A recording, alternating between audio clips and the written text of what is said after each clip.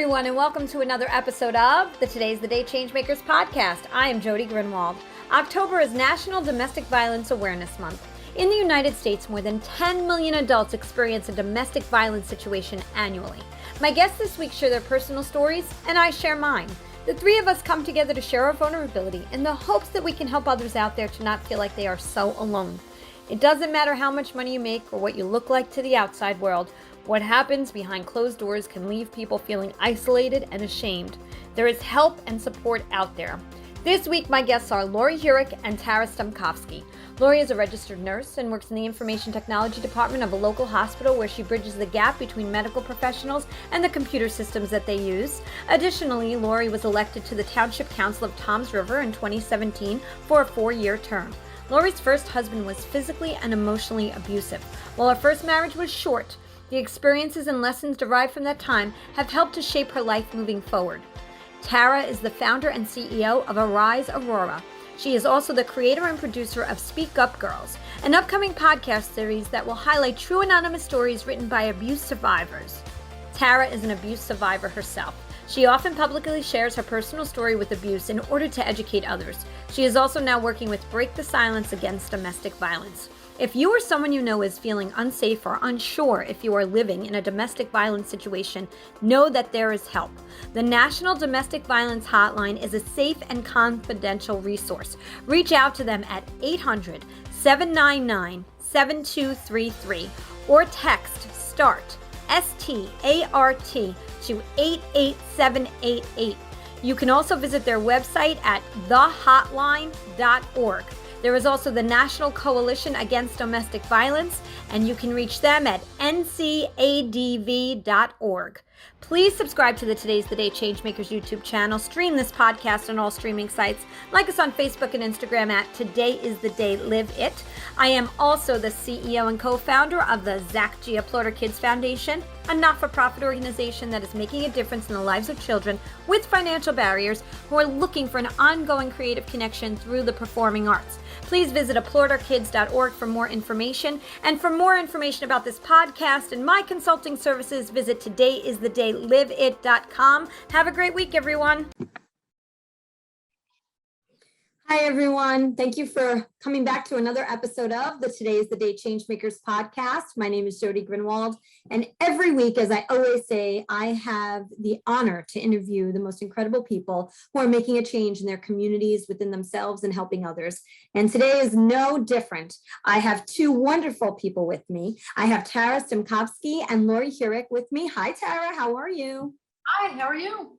I am great, thank you. Good to see you. And Tara and I, for those who don't know, because some who are watching, I'm sure will know, we used to work together. So I'm so excited to have you on with me today. And Laurie Huryk, how are you, Laurie? Great. Awesome. We became friends after I launched the Applaudor Kids Foundation, and wonderful things happen when you meet incredible people. So I'm so glad to have you both on. But I want to read a little bit from their bios. This is the only time that I do read. So Tara Stemkovsky, and did I say that right, Tara? It's very important. You sure did. Awesome. Is the founder and CEO of Arise Aurora, a company that aims to provide education and economic empowerment to women around the world by encouraging them to use their own skills and creativity to achieve financial security and thus freedom. Arise Aurora has already grown to have over 1,800 members since the year of its inception on the buying and selling platform. Tara is an entrepreneur at heart, and she's the founder of over 5 other businesses, which include videography business, social media marketing business, vitamin supplement business, custom engraving and design, and care packaging. She also still works full-time for a major nonprofit while raising her 2 beautiful young children as a single mom. Tara is also the creator and producer of Speak Up Girl, an upcoming podcast series through Arise Aurora that will highlight true anonymous stories written by abuse survivors. Tara is an abuse survivor herself.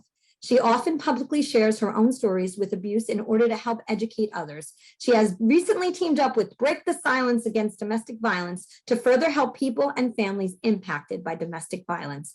Again, Tara, thank you for sharing your vulnerability with us today. Of course, thank you so much for having me. Now I'm going to go over to Laurie. Laurie Huryk has been a registered nurse for 28 years and was an LPN, a home health aide, and a mother's helper for quadriplegic before that. So she has essentially worked in healthcare for most of her life. Laurie holds a master's degree in nursing from the University of Medicine and Dentistry of New Jersey, now Rutgers School of Nursing. Specializing in nursing informatics, Laurie works in the information technology department of a local hospital, where she bridges the gap between medical professionals and computer systems that they use. Laurie has published several professional manuscripts and is certified by the American Nurses Credentialing Center in her specialty. Additionally, Laurie was elected to the Township Council of Toms River. Councilwoman Huryk, right, Laurie, in 2017 for a 4-year term, having accomplished her primary goal of setting an example of bipartisan collaboration and compromise. She has chosen not to run for another term, but to return to a post-public life where she may continue serving her community in many other ways. In addition to her professional accomplishments, Laurie and her husband Keith have been married for 26 years. Together, they have 3 beautiful daughters. One's going to be a psychologist, a soon-to-be a psychologist. Now she's a psychologist. Okay, we moved on. She's Dr. Katie. A soon-to-be art therapist. Is she an art therapist, or we're soon to be still? Next year. Next year, okay. And a future lawyer? Yes. All right, wonderful. Great. Sounds amazing. Laurie was married once before, and that life was far less rosy. Her first husband was physically and emotionally abusive. While their marriage was short, the experiences and lessons derived from that time have helped shape Laurie's life moving forward. So I want to thank you both for coming on today, but I want to also say this to those who are listening.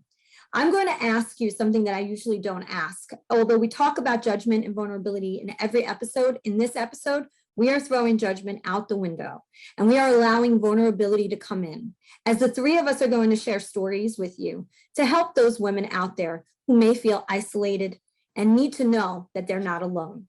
So we're going to move into, before we go into all of that and the focus on the fact that we have a story in the news right now that's going on that we all know, Gabby Petito. And I want to talk about her. I do. And I will also make mention, we will never, ever on any of our shows talk about those who have committed crimes. So no names of anybody who has ever committed a crime or is potentially committed a crime. We will not share their names. I will not sensationalize any names like that. I don't feel that that's important. But I want to go back to talk about your backgrounds first, right? I mean, you two have incredible, oh my gosh, I just read those. How did you guys feel? Tara, how does it feel to hear all of that? Overwhelming. Overwhelming. But it's I love it. I always like to keep myself busy and learn. So it's just in my nature, I guess. So I like hearing it. It makes me happy.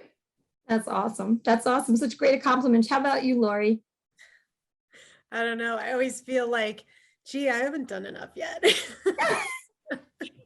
I hear you. Yeah, I'm like, there's so much more to do. I don't know. That's just not enough. But that's probably not great, right? I should be satisfied. Well, you know, type A, yeah, I think we're probably all type A who are on here right now. So with that being said, we're just, what's next? How can we, what can we do? How can we help more people? When you're passionate about life, I think that, but it is true. We're always looking for the future thing that's going to fill the bucket. And being in the present is something I'm even learning. So it's like, okay, how do you feel in this moment? You're looking at the sky. How does that feel this second? So it is important to live in the moment when we can. Let's go back to your backgrounds a little bit. So Tara, share with us a little bit, where were you brought up, where you lived when you were a child? It's a good one. I actually was born in Neptune, New Jersey, and I grew up in Wall, but I had a little bit of an unusual, I guess, upbringing because I actually grew up on a horse farm. I think I was the only student in my entire school area that had horses or a farm. So Saturday mornings weren't like, let's wake up and watch cartoons. It was like, okay, good morning, it's time to clean the barn all day and ride horses and stuff. So it was interesting in that respect. And it taught me so much that it just taught me so much. So I'm glad that I had that upbringing. It was very unique. Yeah, that is so unique. As we talked about before, I've actually had a horse on the show. I think it's incredible the work that is done through, working with animals. It's amazing. So kudos to you. That's awesome. Something fun I wish I had in my life. Coming in New York, it was a very different situation than living on a horse farm for sure. Laurie, how about yourself? So I grew up in northern New Jersey, in Bergenfield, and then spent a couple of years in Jacksonville, Florida, and a couple of years in Southern Maryland, and then came back to New Jersey. And we moved to Ocean County in 25 years ago. So shortly after we got married, we moved down here. That's awesome. So where would you say was your favorite place to live? Oh, here. Yeah. Good answer. Good answer.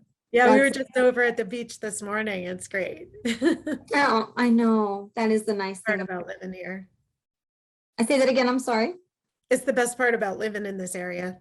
Can just drive over to the beach, 10 minutes, you're there, and just take it all in. I know it is. It's so wonderful. Sometimes I know I don't take enough advantage of it. When you live that close, you're like, I'll be there tomorrow. So we try to go every week, actually. During the summer, at least, we try to go every week, and then we try to go off season a little more than we used to. So. Oh, well, that's great. That was so great. And now, Tara, I want to ask you something. So what would you say when you were a child? I ask everybody this question, though, because I think it's so interesting where we wind up from where we thought we would be. Where did you think you'd wind up career-wise? I always wanted to do film. That was always my thing. So I started my own, videography company. I'm going to say, I think it was 12 or 13 years ago. So I was doing weddings and stuff, but more recently I've been doing more like creative stuff. For the past 2 years or so. So I would like to get more involved in that, but it's just a matter of, I was always afraid I wouldn't make enough money doing that. So I kind of always kept a full-time job and then tried to do these other things on the side. So. I understand how hard it is to take that big leap and to do. Yeah, especially with film, it's just tough. It is, but kudos to you. Don't, not letting it go. That's important. Yeah. Passion and a gift. I feel like we're given gifts for a reason. If we don't use them, right, what a waste. So it's awesome you're using your gift. Yeah. Laurie, what about you? What did you think you were going to be doing? So it's kind of funny. I was always interested in medicine and in the law and politics. And then I went into nursing. And then I ended up going into politics too. So I don't know how I ended up doing what I was interested in as a teenager. That's not what I didn't expect to end up where I wanted to be. I don't know, but I did. I kind of ended up doing exactly what I was looking to do. Two very, very different things though. So I always thought I would have to make a choice. You follow one path or another, a sciencey path or a more social science path. And I ended up kind of doing both. So, I'm so glad you said that, because I feel like a lot of times, and Tara, you're doing multiple things. A lot of times people say, so what do you do? And when you're doing multiple things, and you both, I'm sure, gone to networking events. I know, Laurie, you do it, and Tara, I know in the work you do. And like, what do you do? And you've got 10 hats that you wear, and you list them, and people look at you like, okay, so who are you? Because we've been trained, I feel like, and I love getting opinions on this in society, that you've just got to choose one thing and do that one thing great. But I never believed in that. I always felt like I was the rebel. I never believed in that. And now that I do 10 things, people still look at me funny. Laurie, what do you think about that situation? That's kind of funny that you asked, because I've always considered myself one of those jack of all trades, master of none. So anything I try my best and I do it well, but I'm never that expert. I'm never that, authority. I'm always good at it, but I never consider myself like, just the absolute authority, but I do a lot of different things. And I've always done that my whole life. When I was younger, I played musical instruments, and I didn't just play one, I played like 7 or 8.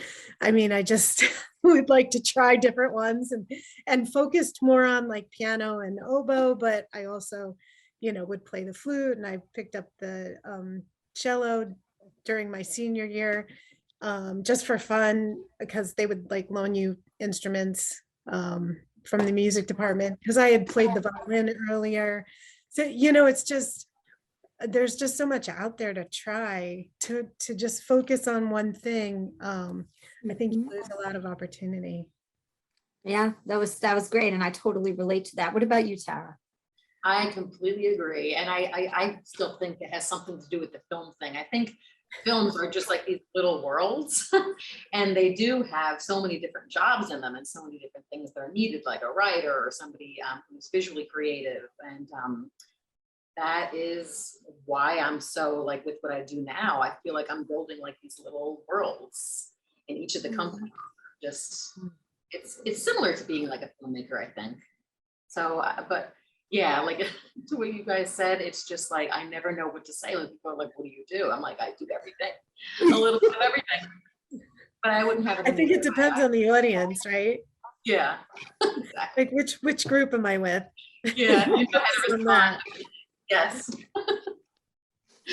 I'm glad you brought that up because it's so important. And for those out there that think they can't because wait, I got to stay focused on just one thing. Here's three people telling you don't, and be true to who you are. And I think that kind of rolls into what our topic is going to be about today, and about being true to who we are. And sometimes we lose that person because of situations that we are in. And so like I said before, and I just want to reiterate, I want to thank both of you for coming on today to be willing to share your personal stories. And we are going to talk about the current events that are going on out there. And I am going to share some statistics where I guess I will read again. But domestic violence encompasses, it's a two big words, that encompass a lot of different things, because it doesn't absolutely have to mean that you have black and blue marks or marks anywhere. It is anything from the way somebody treats you mentally to the way somebody treats you physically. And so I want to talk more about that. And the three of us have all experienced it. So I'm in the mix here with both of you too. So what I'd like to do is ask Tara, if you would share a little bit about, you were a kid, you were on the farm, you grew up, and then you met your previous husband. You're no longer married at this point, correct? And how old were you when you met him? I was in my early 20s, or actually mid 20s. But he was my first serious boyfriend. I know it sounds like strange because I was like 26 at the time, but I really hadn't had any other boyfriends for longer than like 6 months. They always kind of just like vanished and whatever, and I would just move on. But I was pretty young when I first met him. And my background, I had situations in the home when I was growing up. My mom had dated somebody who it was later found that he was schizophrenic. And there would be situations where, I would be like apologetic, like I must have done something wrong to cause this kind of behavior. And my mom kind of like pushed that a little bit, like you should apologize because maybe he's upset because of X, Y, and Z. So you should just, just to get past this. So that happened like when I was like 17, 18. So I kind of just went from that knowledge into, my relationship, which would be a 12-year relationship. So before we move forward, I want to read something from the National Coalition Against Domestic Violence. It's NCADV. Domestic violence is the willful intimidation, physical assault, battery, sexual assault, and or other abusive behavior as part of a systematic pattern of power and control perpetrated by one intimate partner against another. It includes physical violence, sexual violence, threats, economic and emotional psychological abuse. The frequency and severity of domestic violence varies dramatically.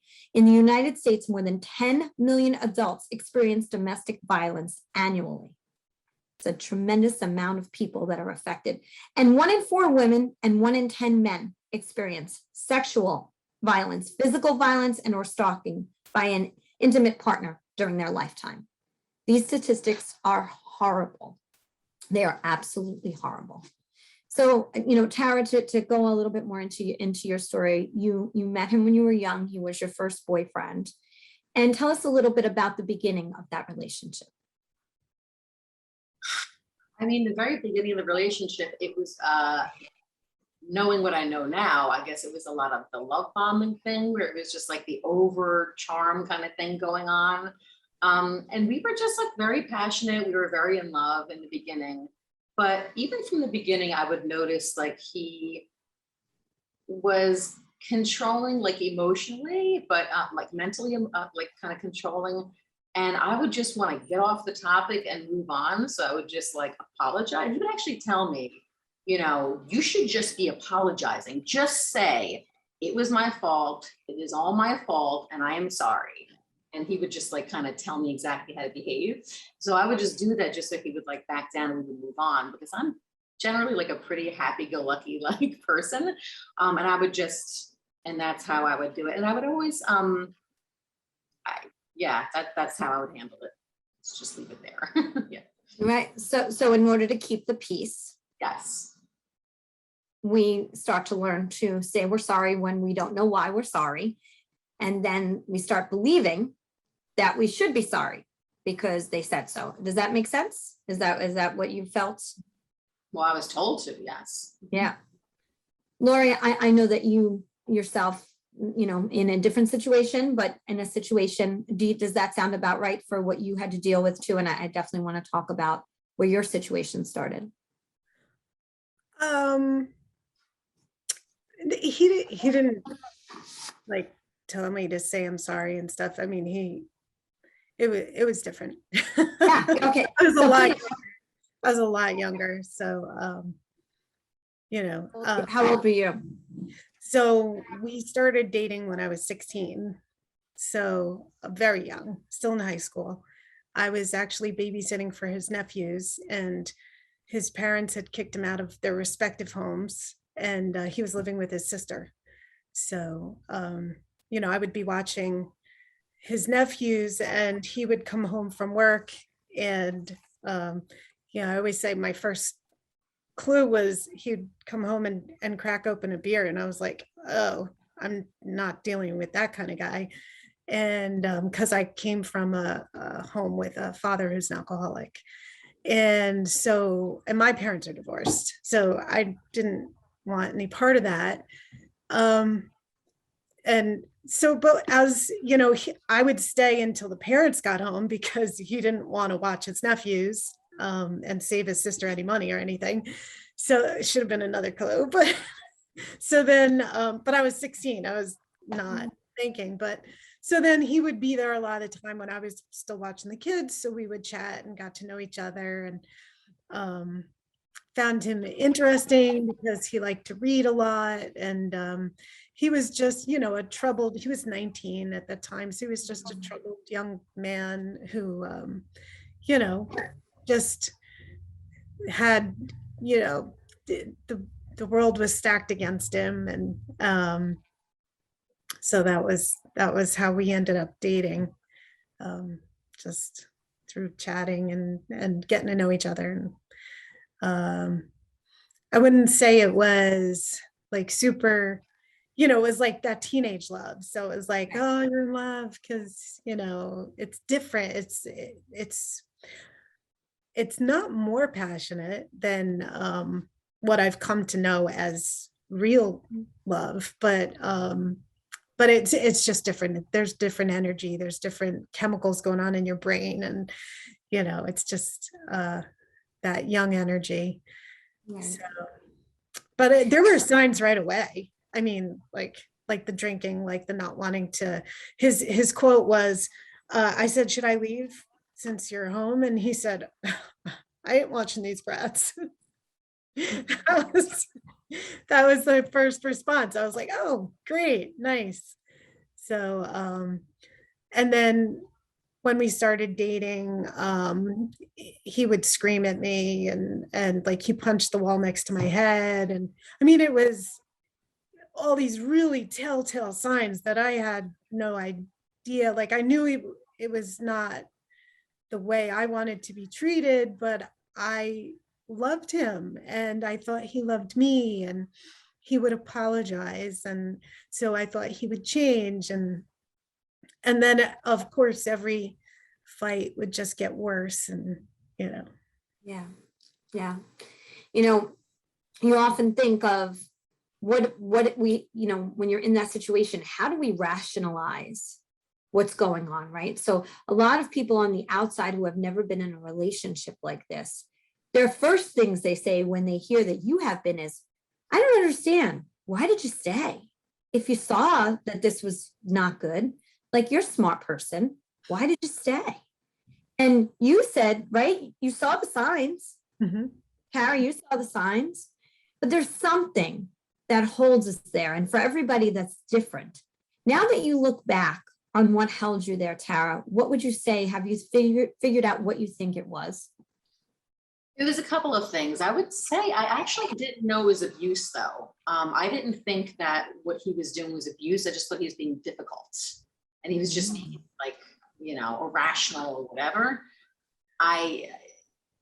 That is like the main reason why I kind of was still in it, because we still loved each other. We were still loving, but he would have like bursts of anger and stuff like that. But I didn't know like name calling was abusive. I didn't even know that until I went to a counselor much later, when it was really when I had my kids that I was like realizing that they were seeing certain things and hearing certain things. And there was just a vibe within the home that I didn't want them absorbing and being around.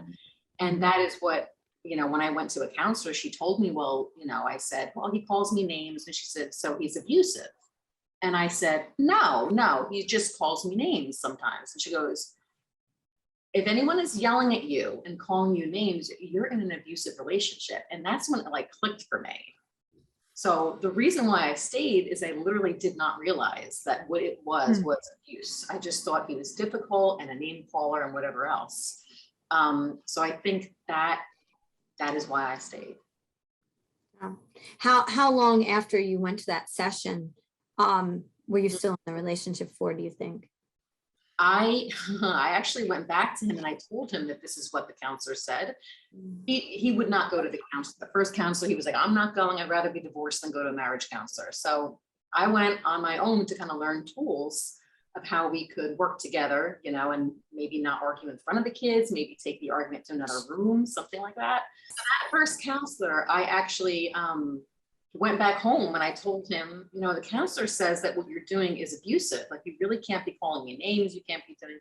And so he actually called her a man hater and that I was crazy for believing her and that she just wanted my money. So I let it go because I was like, okay, well, maybe she just wanted whatever. I kind of knew in the back of my head that it was abuse, but like, I'm just trying to keep my marriage together and the kids together. But it just started to get worse. And I want to say 6 months later, I gave him the ultimatum that like, you either come with me and we learn how to deal with this. Like I even said to him, you can keep yelling at me and doing what you want to me, but it needs to be away from the kids. Like it needs to be in a separate room, something where they're not absorbing all of this and learning bad behavior. So he finally agreed. And we went to the marriage counseling session together, and it was another thing where it was just in the marriage counseling sessions, it was just another opportunity to name call and yell in front of the counselor. And it's funny because the counselor, after a certain point, actually decided that we needed to go to separate counselors. And when she separated us, the first session that I had with my private counselor was, here's a sheet. I want you to go home and fill this out. And it was a sheet of, the top was like financial abuse. Second part was sexual abuse, mental abuse, and physical abuse. She's like, I want you to go home and just fill that out, check off any little thing that you may have experienced in your relationship.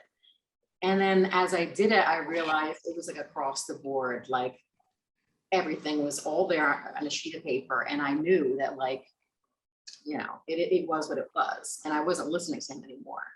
And once he felt like he was losing more control, he started calling my personal friends, my mother, telling them I was crazy and I had, lost my mind and all this stuff. And it just got to the point where he had to leave the home.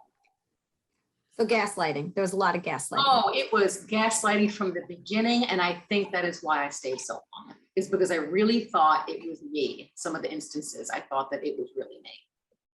And that's how he trained me, yeah. Yes, and it's so unfortunate because, I don't think we knew the word gaslighting as much as we do now. I don't think we knew what that name was back then. Yeah, I had no idea it was abuse. I had no idea what he was doing was even a manipulation thing. And I don't even know if he knows. I really don't. He really just, he denies it. He still minimizes it and denies it. So. And we'll talk about that a little bit too, about, I think for many of those who are doing the abusing, or, they don't even know that that's what it is. They don't know, because again, their background might be that it was in their own home and it just seems normal. I completely agree with you that I just think as a child, and I don't know whether it's actual OCD with him or whatever it was, but whenever he felt like he didn't have control over something, that's when he would lash out, and that's when he would start to lose it. So that's, yeah, definitely something you learn from childhood that just continues on. Yeah. Laurie, I know your situation's different. You were definitely younger, but I know your situation was a little bit more volatile. And and I know it's not, it's not easy to tell these stories, and I say again, and I'll say it throughout the podcast, that I'm very grateful to both of you for being open about these things. Would you share with us something that happened that you've shared with me, and talk about how you decided to make your move? Oh, well, there was no gaslighting, really. It was kind of interesting when you were sent us some of the topics we might talk about, and I was like, gee, gaslighting, that doesn't really apply. There was no surreptitious kind of Not in your case. No. It was pretty straightforward. I did become less of myself because I became more of a cautious, like browbeaten kind of person. So I didn't really put myself out there as much. He kind of monopolized my time and things like that. So I didn't, and took me away from my home. We were in Jacksonville, Florida, and then I wanted so badly to come back to New Jersey. And he was in the Navy and said that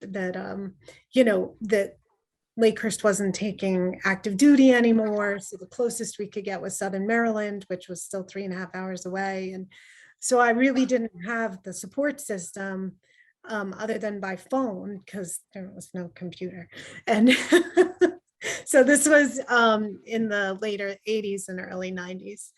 And so he was physically abusive. So he would scream and yell at me. We would have fights and he would scream and yell. Much of the time it was when he was either drunk or high. And so it was always like he'd apologize afterwards. He knew it was wrong, and he loved me, and he would change for me, right? That was always the idea. And then after we got married when I was almost 19, because he was in the Navy and I was going to move down to Florida to be with him. And if he lived off base and he wasn't married, he wouldn't get enough money for us to afford rent. And so we're like, well, we'll just elope and we'll get married so we get that extra money, and then we'll have a real wedding in a couple of years. And so that was the rationale there. But once you're married, right? So and then he didn't, like, I always minimize it, right? He didn't beat me on a regular basis. But he hit me enough times that he hit me, he choked me. He actually broke my nose, was the worst injury I sustained. And it got worse every time. And I knew after he broke my nose that after that, if he hit me again, that he would kill me, because he broke my nose with an open palm. So didn't even make a fist. And so then he stopped drinking for a while, and then he changed his behavior. He was, much nicer. I mean, I left him after that injury, but I came back 2 weeks later. It was Christmas. I came back to get some stuff. I was having trouble finding a place to stay. My mom begged me to come back to New Jersey, and I was like, I can't just drop my life. And, I was working full time and school part time, and had been building a life. So I didn't want to just drop everything and run back to my mom. And so I didn't. And so we got back together, and I ended up getting pregnant with my oldest daughter. And when I was 21 when I got pregnant. So I had her when I was almost 22. And what really made me, well, I went to a counselor once, one appointment, because he wouldn't go, of course. Like that was, he said, people who fight as much as we do shouldn't be married. And I said, people who are married and fight as much as we do should try harder. That was my philosophy. So I went to that one counseling session, and the counselor was like, you need to leave. You need to leave this marriage. What are you doing? And I never went back. That's not what I wanted to hear. I wanted to hear how to make it work. I am a fixer. So I wanted to fix this. I can fix anything, right? And so that was my objective. And so I think if the counselor maybe hadn't been they were right, but maybe not so direct on the first appointment. So then I had my daughter, and we had moved to Maryland, and she was, I want to say maybe 9 months or so, and he was holding her, and he had started fighting with me again, and his behavior was following the same pattern that had led up to the first time he had hit me. And so I knew he was following that pattern. He was going to be physically abusive again. And he was screaming at me, and he was in the kitchen, and he was holding her, and he slammed the refrigerator door so hard that the refrigerator moved. And I knew at that moment, like, she's in danger now. So now it's not just me. And I know the next time he hits me, he's going to kill me. And now there's a 9-month-old baby here that needs a mother. So so that was it. That was when I was like, this has to end. And then he actually stayed on the couch for a couple of weeks, because it was like, oh, can't afford to rent 2 places or whatever. And he came home every night at 2:00 in the morning when the bars closed. And I waited up for him one night till 2:00. And I said, I need you to give me the checkbook and your key, and you can't come in. And he's 6 foot, I'm 5'1". I was a little afraid, but he said, okay. And he left. And I was like, I was so scared. And he left. He, agreed, went to one of his friends' houses, and that was the beginning of the, official divorce. So, yeah. Wow. If I could applaud you, I do. It would just, it would hurt the mics, but I would definitely like, Yeah. I mean, your story is incredible, but your story of strength, right? So there's women out there that just heard all that you just said. But they don't have that strength, some of them, right? Because it takes an incredible amount of strength to say, give me your keys, give me your checkbook. And on his end, something had to click for him to say, I'm just going to walk away from here. Mm-hmm. Not break down the door and make it worse. Because he had broken down the door before. That wouldn't have been the first time. But I actually met him outside. I was terrified. Yeah. Yeah. And for those listening, if you're afraid for your life, it is not a good idea to push that person.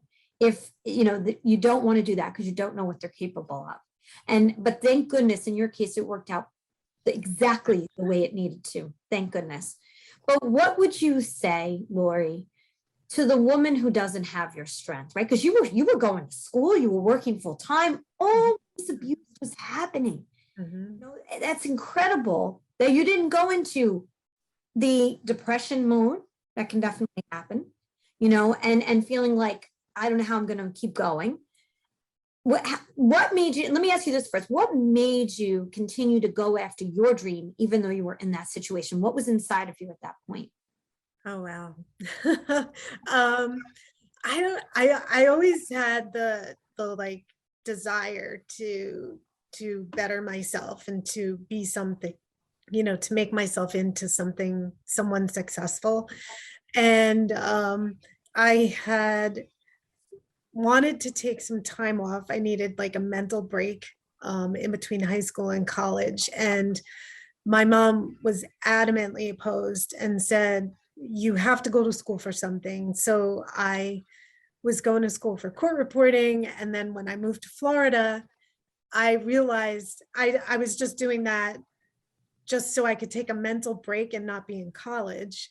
And so, not to say that court reporting isn't stressful and has its own stressors and everything, but it was less academically challenging.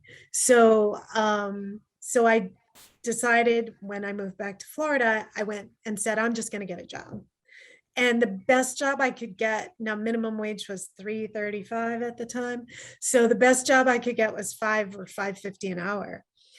And I was realizing that's not how you're going to be able to support yourself or a family, or, whether you're married or not, right? And so I realized I needed to go to college, as I had always intended to do, but I just, took a roundabout way getting there.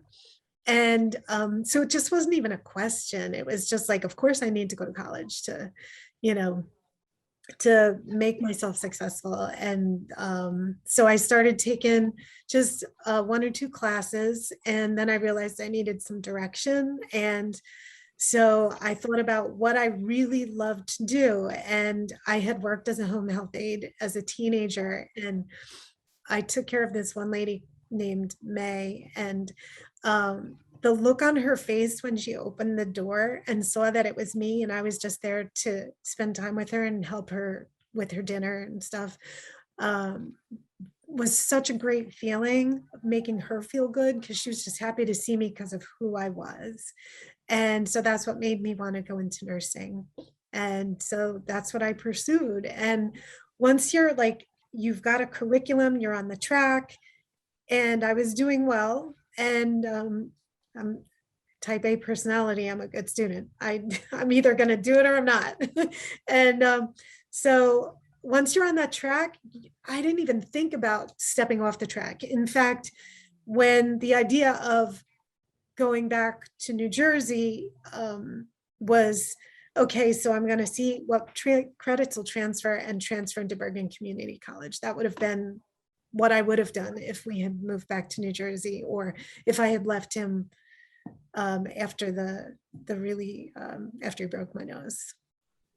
But I ended up going to Charles County Community College, and then got an RN to BSN after that, and then master's degree after that, and I'm not done.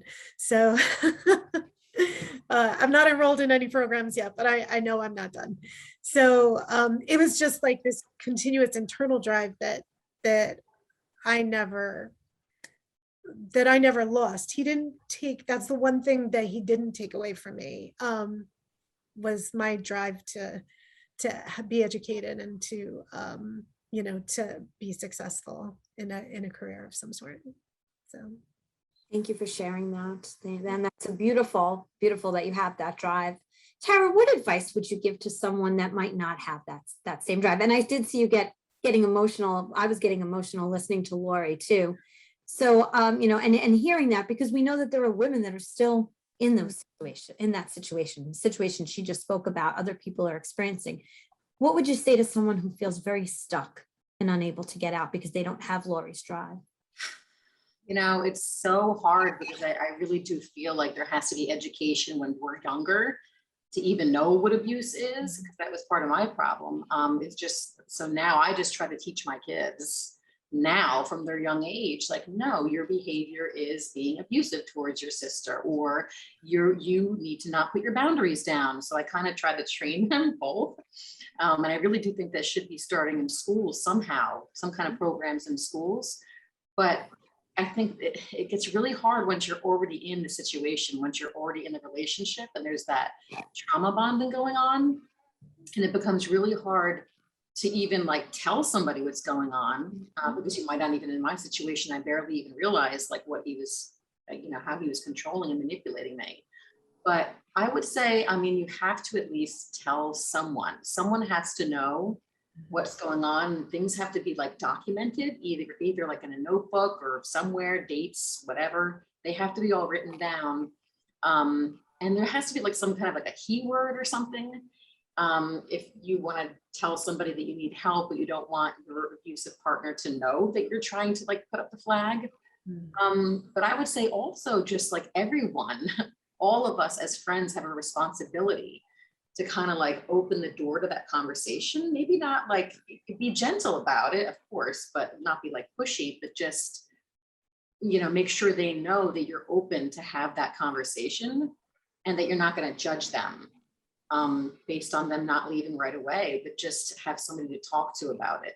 I think a lot of times when people do leave, a lot of stories I've heard, it's just like, finally, they knew that there was this person that they could go to and talk to, and they finally did go to that person and say, this is what's going on.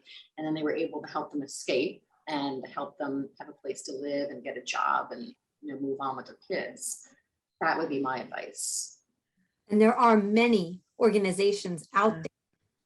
I realized I didn't really answer your question. I kind of told you why I didn't quit, but no, please, to answer your question, what I would advise people is first and foremost, your family, if it's possible, if you have any kind of relationship with your family at all, and even if that relationship has been damaged, a lot of the time it's been damaged because the people that care about you see you being abused and they can't keep seeing it. It kills them.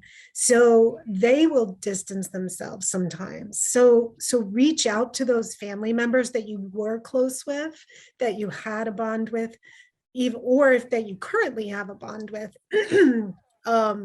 and look to them for support. My mom was, we had our tumultuous teenage years, and even after I moved back home, after I was separated and divorced, we still had a tumultuous relationship, but she would never let me be in that situation when I asked for help.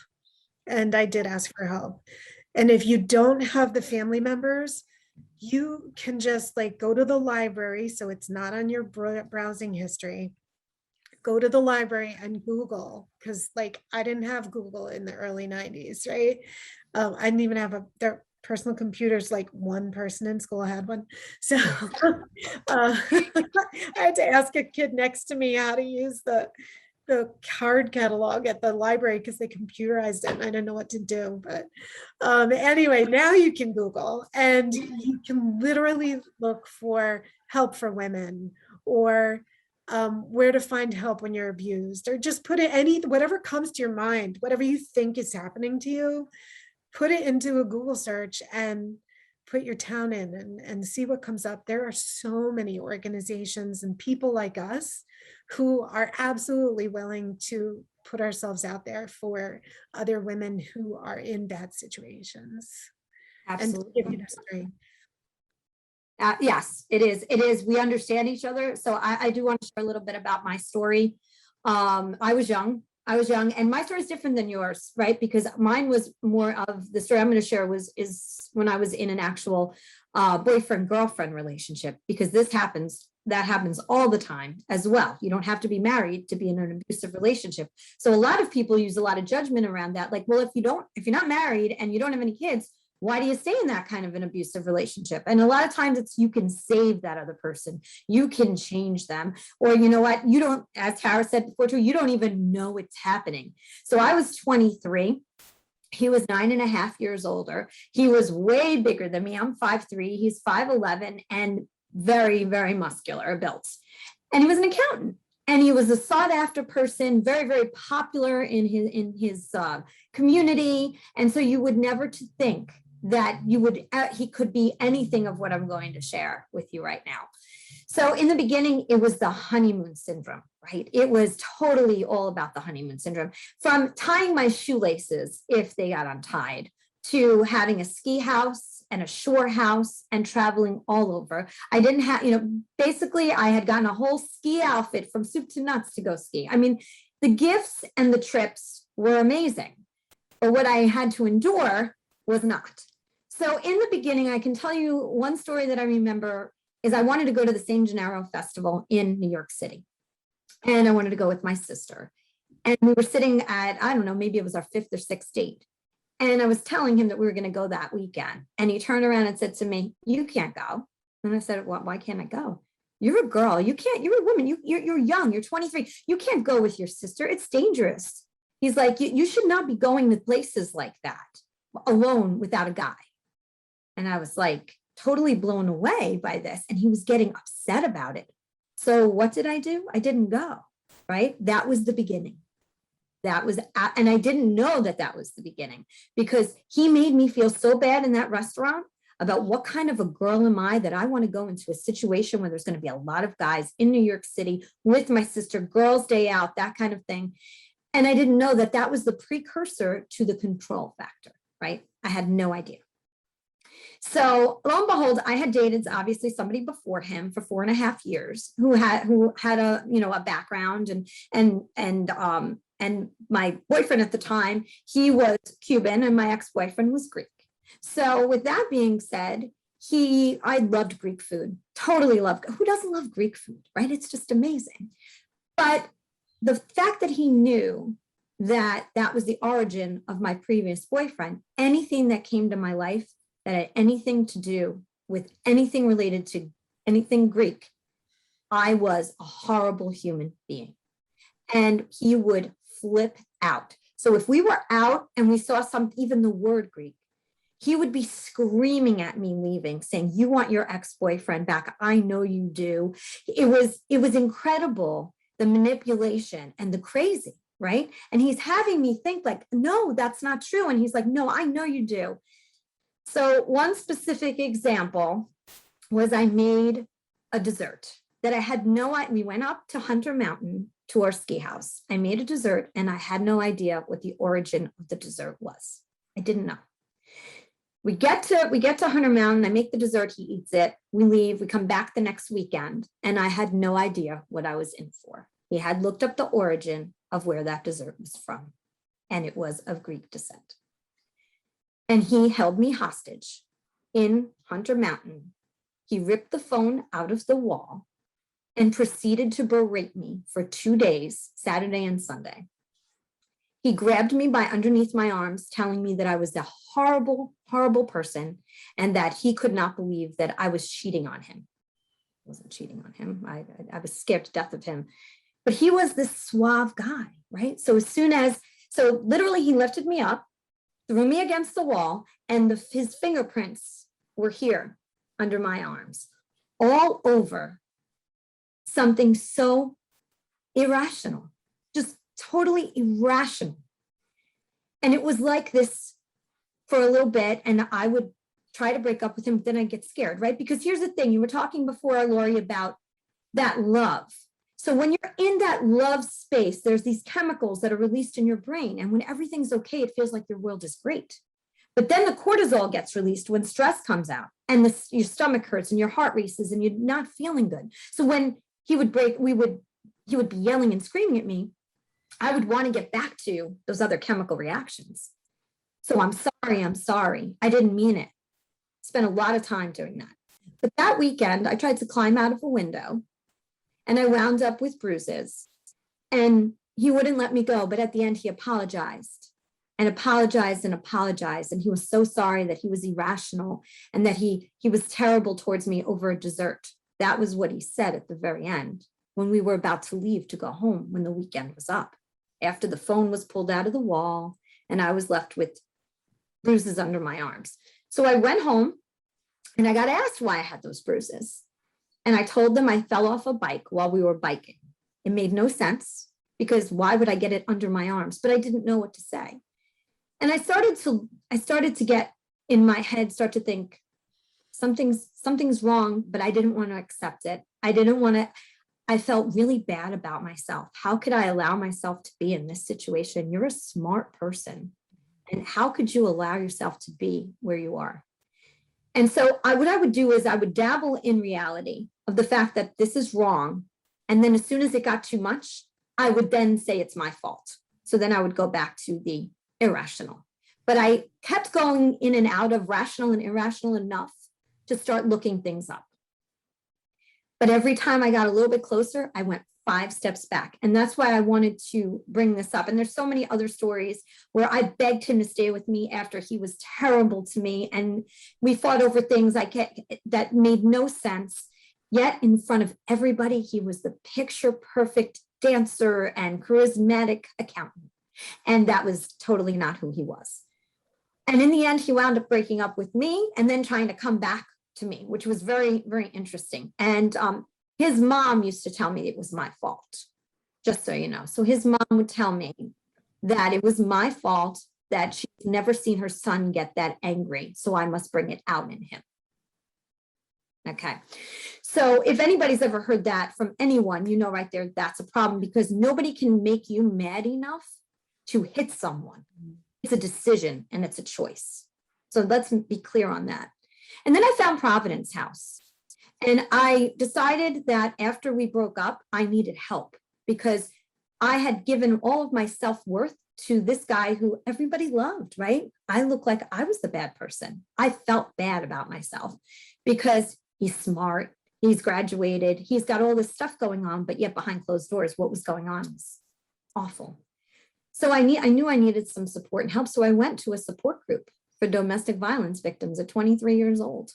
And I learned about the phases of domestic violence and the honeymoon phase and how you wind up back there every time the flowers come, the apologies come, but none of them are meant. So I want those who are listening out there, if you're getting flowers and you're getting I'm sorry's and the same thing keeps happening, they're not sorry. They're not sorry. And they have problems. And if they won't get help, that is not on you. That is not on you. But if you're starting to think something doesn't feel right, it's okay to dabble in reality and to keep yourself safe. Sometimes we go back to what feels irrational. Don't think that just because you've taken 5 steps back, you can't take 5 steps ahead again. You can. I did. And Laurie and Tara did as well. But that's why I wanted to share. Abuse comes in all kinds of forms: physical, emotional, sexual. There's all kinds of forms.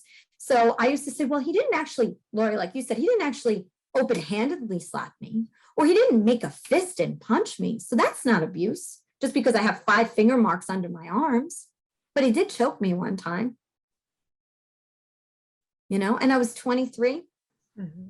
And I think, and I want to ask you, why do you think in your minds that certain men are attracted to certain men who are abusive are attracted to certain women? What would you say your answer is to that? Me, I mean, it's just, I guess it's the enabler thing. Maybe they know that they'll be, just taken care of and they'll be babied, I guess, like they always were. I don't know if my ex actually was specifically looking for that in me, but that seems to be the pattern of who he dates, the artistic kind of girl who is very kind of like loving and forgiving and that kind of thing. I don't know if it's on a conscious level or not, but it's definitely the abuser and enabler situation. Mm-hmm. Or the narcissist and the empath, that kind of thing that goes on. Definitely. I have to agree with you on that.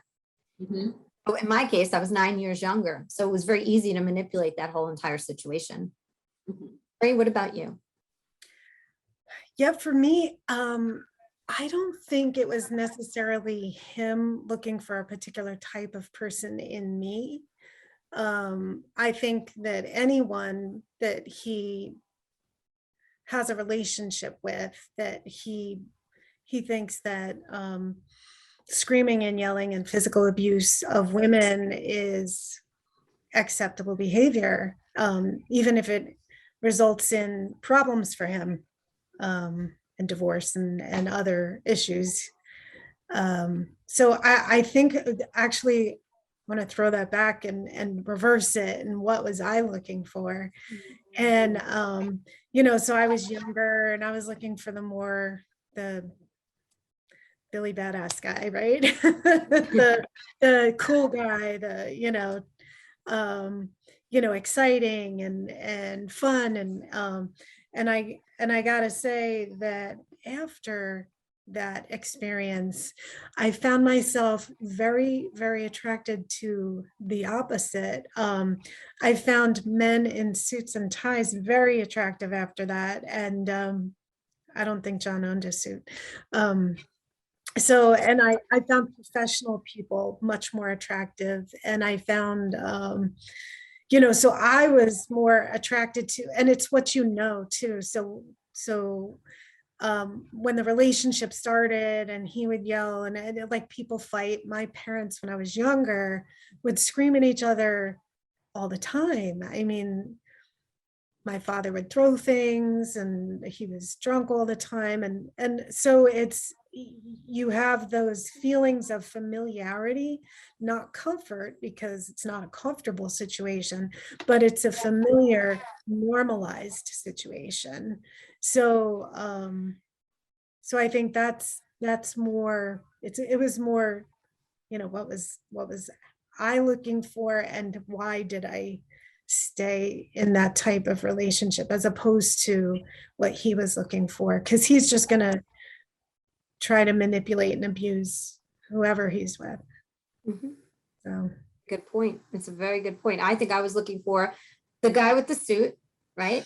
The guy with the suit, and that whole charismatic thing was very attractive to me. He looked smart because he was smart, and he was so well liked, and he was so community driven, and all the things that you would think sound perfect. Good looking, all of that. And then fortunately, that doesn't mean anything in the end. What goes on behind closed doors. So there's right now, we're in October. October is Domestic Violence Awareness Month. And unfortunately, we have now, in the current events, are watching something unfold with Gabby Petito. And I just want to bring this up because I think it's so important, but it's not just Gabby Petito. Okay. And that's the other piece too. There are so many missing people from all different backgrounds, and some of them are not in the news and need to be. And so I want to make reference to that because it's very, very important too, that there are a lot of people that don't have the wherewithal to get it out on the news. And in many cases, a lot of those people are connected to some sort of a abusive situation. So as you both dealing with what you've dealt with in your past, and you're looking at this situation, and I know Tara, you and I, we're emailing back and forth saying how this situation really is hitting you, watching it unfold. Share a little bit about what your thoughts are around this, around what we're seeing unfold here. For the past week, even I don't know why I felt so depressed this week. I was telling my boyfriend last night, I just broke down last night. And it's just like, it could have been anyone that I know that has been in this situation, really, because I was early 20s when I started dating my partner, and I just didn't know. But the fact that she put herself out there so much, and there's so much footage out there, specifically the police body cam. I don't know that I've ever seen like a domestic dispute body cam type footage like that. I don't think I've ever seen it, but I really think the fact that it's out there and so many people are analyzing it and looking at it a lot differently now is going to be helpful for the future, because they wrote it off as, and I'm not blaming the officers at all, because it's just like chaotic when you walk up to a situation like that because you don't know what's going on. But her face and the fact that she couldn't stop crying the entire time, like I know that feeling of just frustration, of just realizing that they're going to side with your abuser. Everyone still believes him, is kind of like her face, and that's why she couldn't stop crying. But I just hope that just all of that is analyzed and they can see it for what it's worth. They were calling it like a mental breakdown. And yeah, that's what domestic violence and domestic abuse does to a victim. That's what it does. It really does drive you crazy or make you have a mental, breakdown because of what's going on in your brain.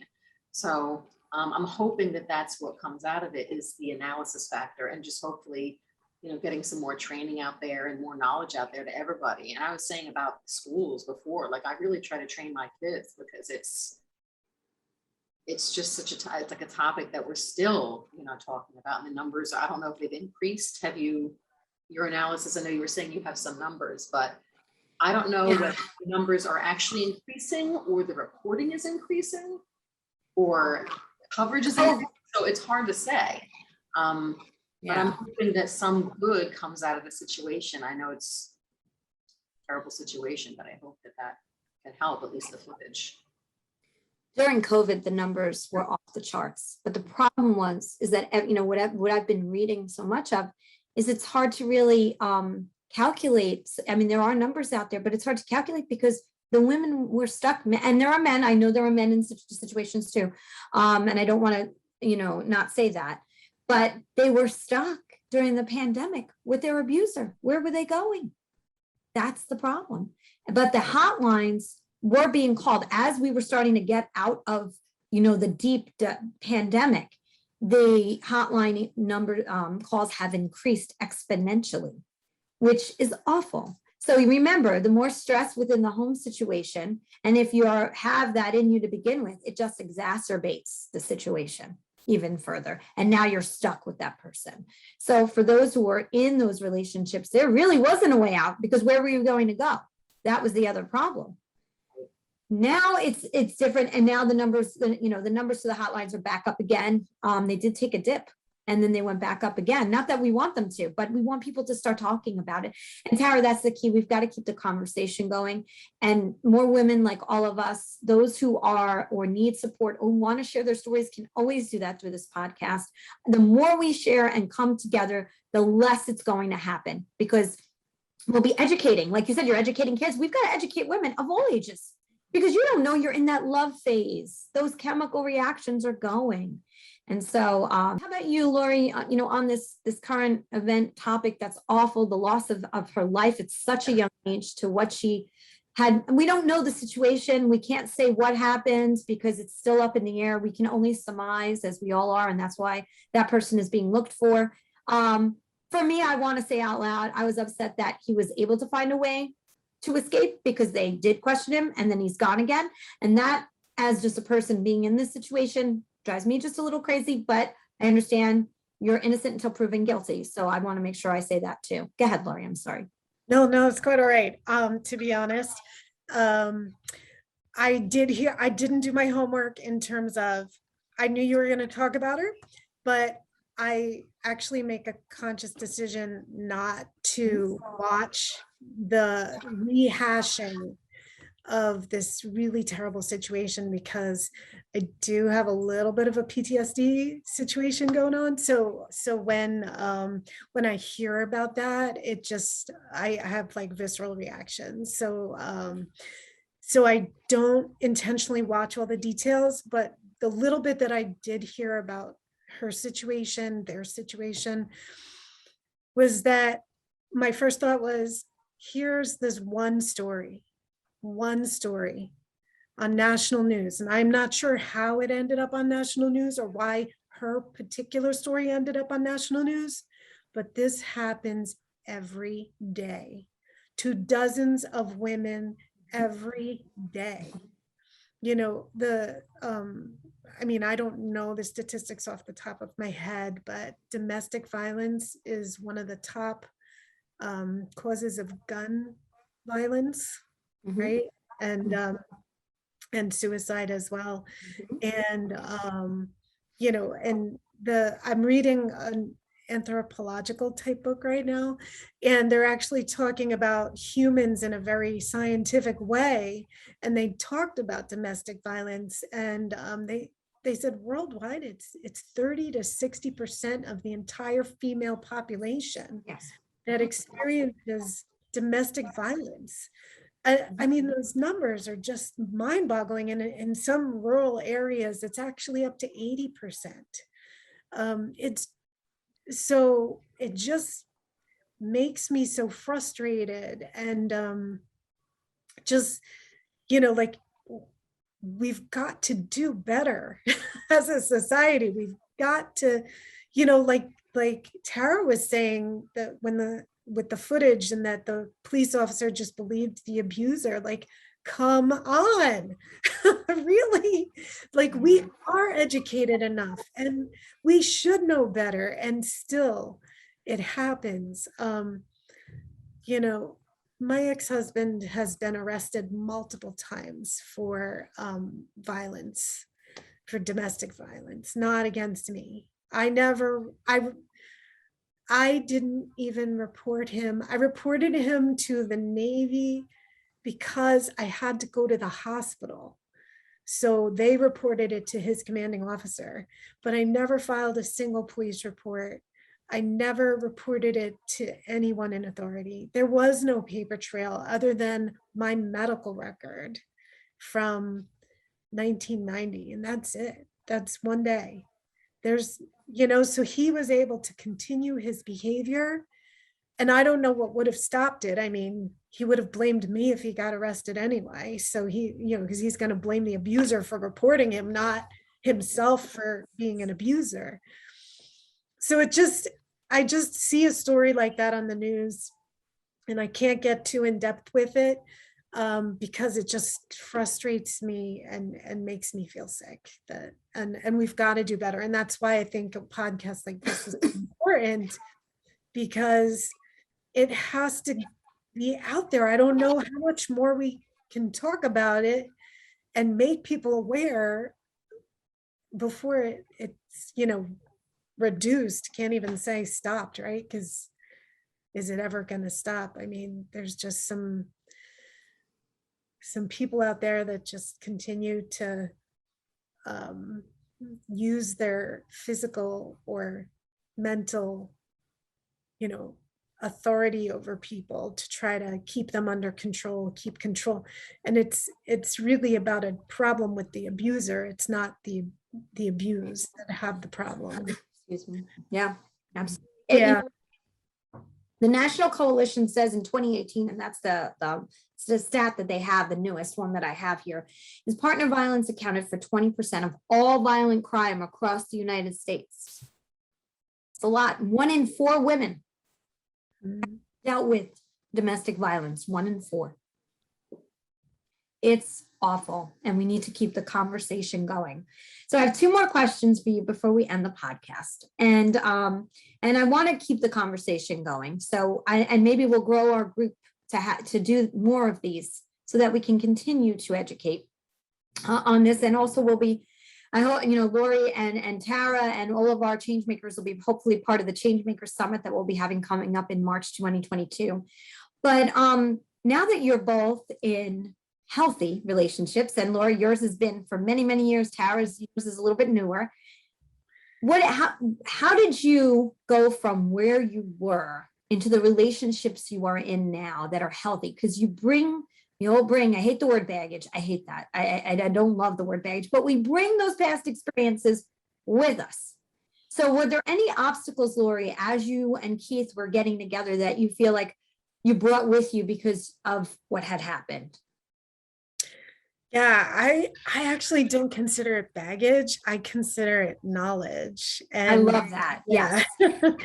So when I started dating again, I was like, that guy's going to be abusive eventually. It was the tiniest little thing.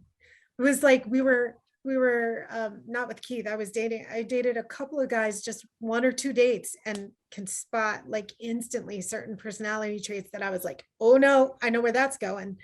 This one guy, we were like just goofing around, like, I don't know, wrestling or something on the floor, and he bit me playfully a little too hard.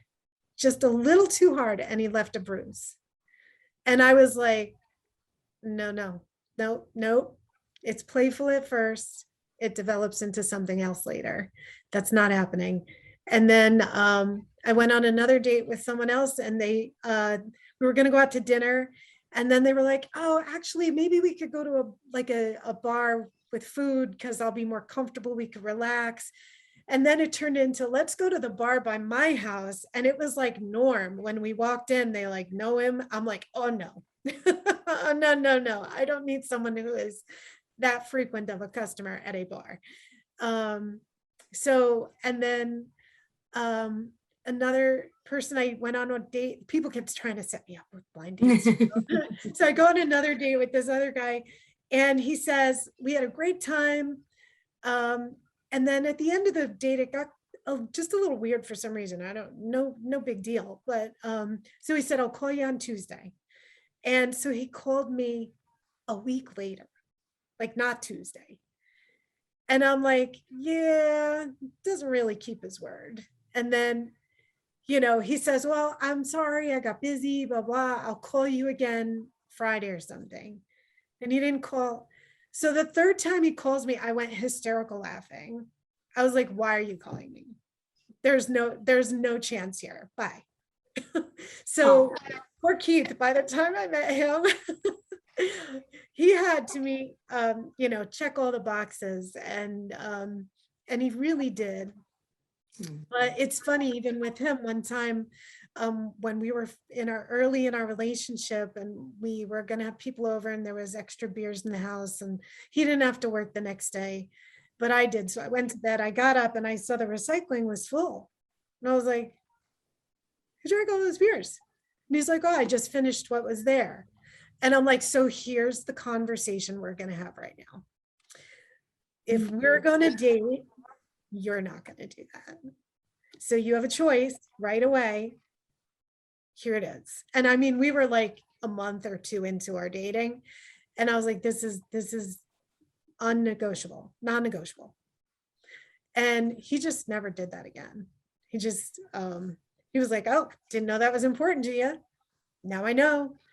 And luckily it wasn't an addiction problem. Because if it was, then it would have been probably a different conversation and a different outcome. But so I actually knew what to look for at that point. So I knew that I wanted someone that was a professional, that had a stable, relatively stable. He was young, so he had, you know, as stable as your young career can be. And that he had bought his own car, and he was still living with his parents. But I think that's smart, actually. Save money. Why would you move out if you don't have to? And and he didn't have to. So, and he was very considerate and generous, and not overly generous, you know, like not like you described, like the ski lodge and the suits and the, you know, all that. It wasn't over the top. It wasn't trying to impress me. It was just, oh, hey, you know, I know money's tight. Let me pick up a couple things for the apartment, because I've been staying over. So I've eaten your food. So let me replenish a little. You know, it was that kind of generosity. And just very accepting of me. And I actually found myself, as I was getting further into the relationship, parts of myself that had been buried and closed off from the previous relationship, parts of my personality, like my singing and performing and things like that actually started to come back out. And I started to be comfortable with who I was again, and I was able to be myself. And that's when I knew that I was in the right place, and you know, it was much better. So it's a beautiful story. That's awesome. And so well deserved, Laurie. Thank you. All of us deserve to have that type of story. And that's a really good point that you just said right there. Nobody, no matter what you've done, nobody deserves to be abused. Nobody. You could do the most heinous thing. You don't deserve to be abused by your intimate partner. It's, you know what? Leave. If you feel the need to abuse, leave. Then you shouldn't be in the relationship. But nobody deserves that treatment. Yeah, very true. And I think that's the other piece too. You know, we keep giving women the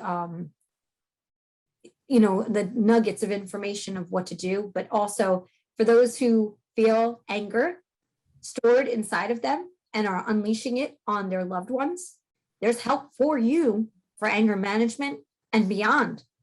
So if you're dealing with that and you don't know how to fix it, then you need to get the help, just like the ones that you've hurt need to get help from what you've done to them. You know, and not every abuser is sitting there with the premeditated portion. They may be thinking how sorry they truly are, and they don't know what's wrong with them. It's not an excuse. I will never give anybody an excuse. But at the end of the day, if there is a mental illness, and there can be, then that needs to be diagnosed.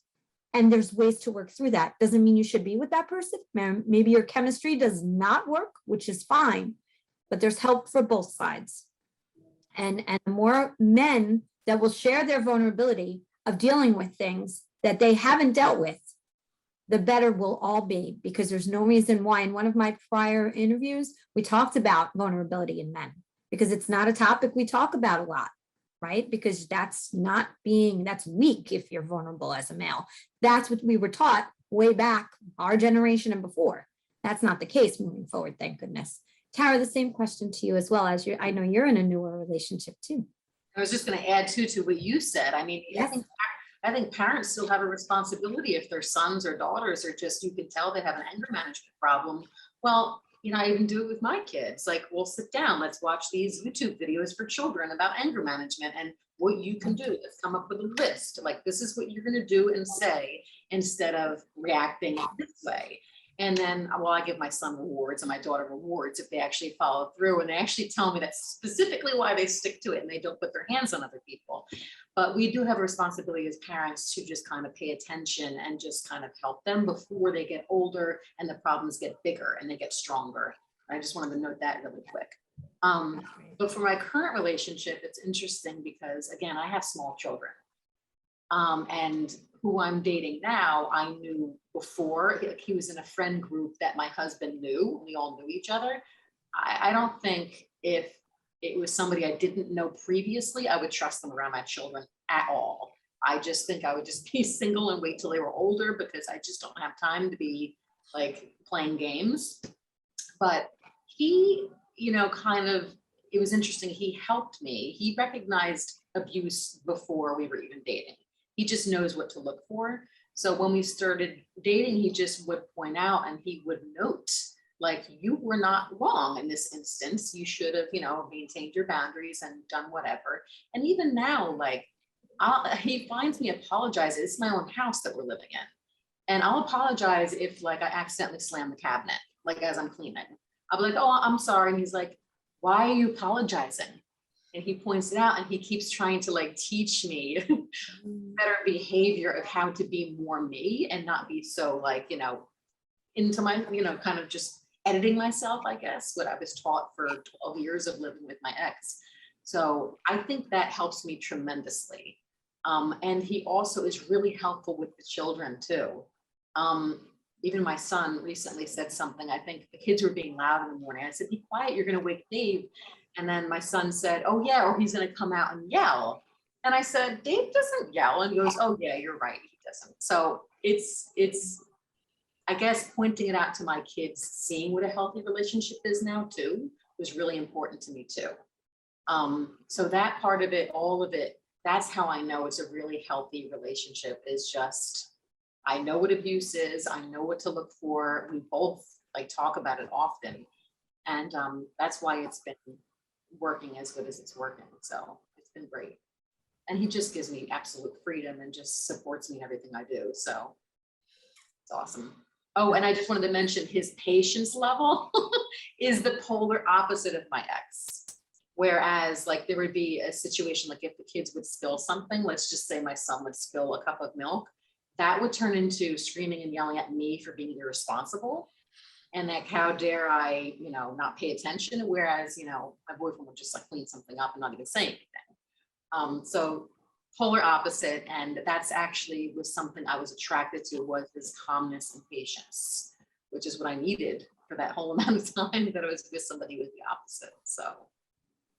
That's wonderful. That is just wonderful. So you see, for those who are listening, there is hope and there are ways to meet people that will really help you. I love what you said. You don't have to edit yourself. And you know what, going back to your film, I can see why you would say the word. Yeah, exactly. Let's just edit that out. Yeah, no, but. No, I love that, but it's true. If you feel like you're editing yourself, you know what I mean? And not being true to who you are, question your relationship. You don't have to say it to the person. You just have to think it to yourself and talk to somebody. whoever that person is. And if you don't feel comfortable, there's a lot of times women don't do anything because they feel ashamed. And there is no shame just because you make a wrong decision. You know, it's not a failure. We fall. We fall when we're babies learning to walk, and we get back up and we keep going. And we fall in our life. It's not failure, it's falling. And it's about getting back up and going forward. So there's lots of help out there, and there'll be numbers at the end of at the beginning of the podcast, and at the end of the podcast, you'll be able to hear some numbers that are available to you as well. But I'm going to ask you both the last question I ask every single one of my guests, that I can't wait to get this book finished and written so that we can share all this wonderful information that everybody bestows upon me, because you all educate me and everybody else through the answer to this. I'm going to ask you this question, but it doesn't have to be about your relationship, just so you know, or what you've been through. It's life in general. If you knew then what you know now, what would that be in your life? Who wants to go first? I'll just go really quickly, and I wish I knew what boundaries were before, and I wish I knew that everything in life would be so much easier if I just maintained my boundaries. And I still to this day have a problem with it, where even sometimes with work, I'll just not maintain them and not stay strong. But I wish I knew that, because I think that would just open up so many more doors for me when I was younger. And it led me to so many different issues when I didn't. I would always just cave in and just go along with what somebody else wanted a lot of the time. Right. Yeah. Fitting in. We know. I'm running a book club, right, Laurie? And we're talking about this right now. Fitting in and belonging. Brene Brown. Setting your boundaries. Yeah. Yeah. And Brene Brown is brilliant, because there is a difference. And that's why we don't put up the boundaries, because we want to fit in or we want to belong. And when we fit in, we have to conform to what everybody else wants us to be. And that's the problem. So it's not a problem, it's a challenge. And that's the other thing I want to say. Sometimes even I, as a coach, use words that I want to take back. So when we're talking, it's really important. Like when I said baggage before, it's knowledge. Do you see, you don't realize that the way we're hardwired sometimes is to say the negative instead of the opposite of which would be the positive part of baggage, knowledge. You know what I'm saying? Failure. Glass half full kind of person. Yeah. And the truth is I am too, but it's again, some of the pre-programming that we're all learning. We're all learning every day. Laurie, the same question to you. So it's a lesson that I keep learning over and over. And it's when someone shows you their true self, you see their real face, believe them, and know that you cannot change them. They will not change their core person. They may grow and mature, and they may, barring any kind of biological circumstance, they won't change essentially who they are. So when they show it to you, believe it. That's the true person. And if you can accept that person as they are, then maintain the relationship. And if you cannot accept that person as they are, then it's time to move on. And that is a lesson that or change the relationship. So maybe you thought it was a closer relationship than it is possible to maintain, but maybe you still want to keep that person as an acquaintance or a casual friend. That's okay too, but know them for who they are and don't expect anything more from them than what they can give. So that's what I wish I knew a long time ago. Wow, that was beautifully put. And, my father had a lot of sayings, and Laurie, that my, the nonprofit is all about, his love for the arts, but he had a ton of sayings. And one of the ones that we were brought up with, when people show you who they are, believe them. And when you said that, I was like, oh my gosh, right on target. Sometimes the little signs we get from the universe here of you sharing that, it's so true, but we want to change them, and we can save them, and we can fix it. Yes. And there's a lot of fixers out there, but let's work on fixing ourselves and making sure that we don't have to edit ourselves, and we can be who we truly are. And that way we can learn how to have some more boundaries. And that way, if they don't fit, it's not a fit, it's not a fit. And there's this fear of being alone that sometimes we wind up just with the wrong partner. Yeah. Any last thoughts before we end this incredible episode? That actually what you just said, the fear of being alone. It's so empowering to recognize that you can be alone, that you can survive by yourself on your own, that you are good enough, that you are strong enough, and that there is enough support in the world for you to be on your own and be successful on your own, whatever, however you describe success. If it's just, I mean, I was so proud of myself when I was able to get a tiny little apartment with my 2-year-old daughter, and just, I got my first job as an RN and I could barely afford my rent, and, you know, carefully shop the sales for food. And I knew I had, you know, could always depend on my family if I was really like hungry. But there's also, you know, food assistance programs and daycare assistance programs and that kind of thing. If you need it, it's there. But it's so satisfying to know that you can do it by yourself. You can be successful on your own by yourself. And it feels good to be by yourself. I know it's scary to think about being alone, but you're not like alone in the world, you know, and you're just, there's strength in yourself so that you can be alone. So Absolutely. Sometimes we have to learn how to be alone. yeah. Doesn't come natural for certain people. No. That's okay. And that's okay. Learning to be alone and being able to be who you truly are. Once you get there, for many, they don't go back because you figured it Feels out. good after a while. You go, oh wait, this isn't so scary after all. This is pretty darn good. Absolutely. Tara, anything else that you wanted to share at the end? I just totally agree with that. And I actually found that I was able to personally be more creative Mhm. when I was away from that constant survival mode, when I wasn't like constantly depressed or anxious all the time. I want to say like about a year after it was just calm in my house, that's when I started to really be able to create and build. And the more I did create, the more powerful I got, because I was like expanding on my ideas and everything was coming to light, you know?